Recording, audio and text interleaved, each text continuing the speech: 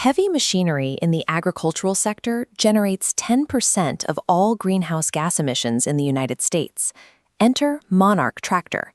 Launched in 2018, their goal was to replace those fuel-guzzling diesel engines with sleek, fully electric, self-driving machines.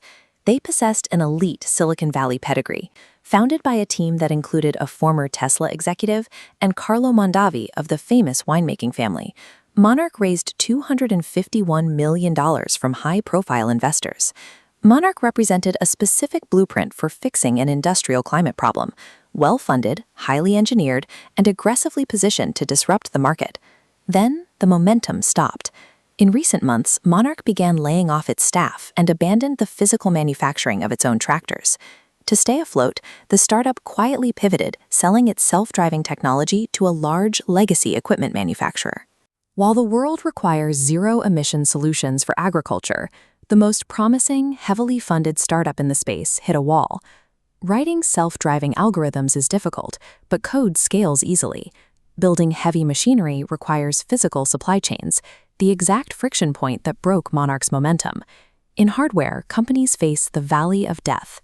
Forging steel, sourcing materials, and building massive factories is a capital-intensive nightmare.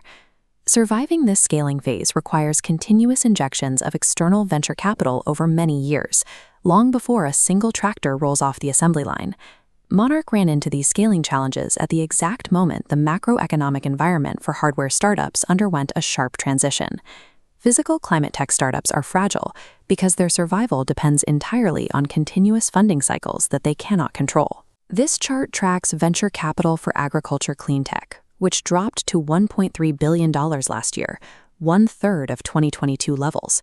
In the first quarter of this year, the collapse accelerates, showing a 50% drop in financing compared to the previous average. Investors pivoted their capital away from green agriculture to crowd into the massive artificial intelligence and data center build-out. This capital drought created a contagion effect across the broader climate hardware sector. In a single 4-week span, the green cement startup Sublime Systems laid off 2/3 of its staff.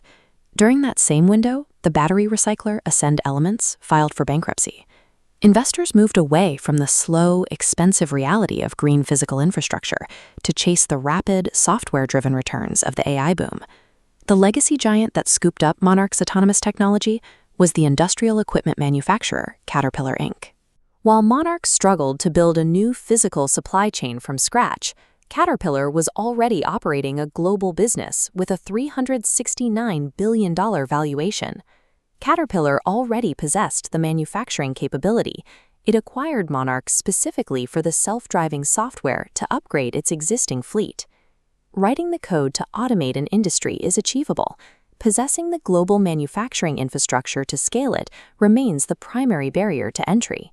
For years, green startups attempted to build entire hardware platforms from the ground up to overthrow legacy giants. That strategy is no longer economically viable in heavy industry. Monarch's technology will survive, operating as a licensed feature inside Caterpillar's ecosystem rather than as an independent competitor. This establishes a model of outsourced research and development. Agile startups take on the high initial risk of developing clean tech, only to be absorbed by legacy giants once the technology matures. Decarbonizing heavy industry looks less like a revolution of disruptors and more like a slow integration, where the old guard funds the transition by buying up the survivors.